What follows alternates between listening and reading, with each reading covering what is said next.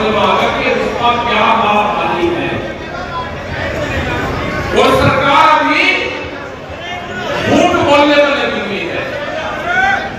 सरकार कहती है कि हम बातचीत कर रहे, अच्छा बैठ जाओ,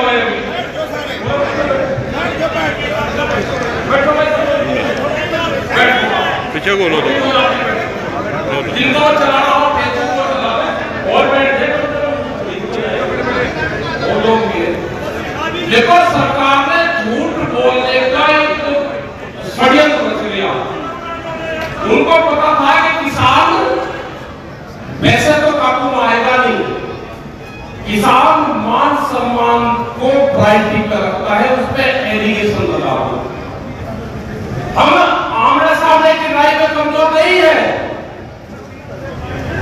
हम धोखे की लड़ाई में कमजोर है। एलिगेशन 26 तारीख में लगा के झंडा, हमने कहा झंडा तो सुबह ही नहीं है, खाली पाइप लगा हुआ था, उस पर एक धार्मिक झंडा लगाया, उस आंख से आंदोलन का क्या मतलब है? उन्हें फिर कहा कि पंजाब का आंदोलन है, सिखों का आंदोलन है, फिर कहा हरियाणा के डॉक्टर का आंदोलन है, फिर कहा कि पश्चिम उत्तर प्रदेश का आंदोलन है, यही बात बनी। फिर कहते कि ये क्यों धार्मिक किसान का आंदोलन है? अगर ये पश्चिम में जाते हैं तो गन्ने का आंदोलन बतावे, हरियाणा में तो धान गेहूं का बतावे, पंजाब में जा तो पंजाबी का बतावे। इनको रास्ता कुछ नहीं मिला। अभी उन्होंने बताया कि प्रधानमंत्री ने घोषणा करी कि हमने छोटे किसानों को लाभ देंगे, और तो ये आंदोलन है, ये बड़े किसानों का आंदोलन है। हमने कहा कि बड़ा किसान तो देश में ही नहीं, सिंडिकेट लगा हुआ,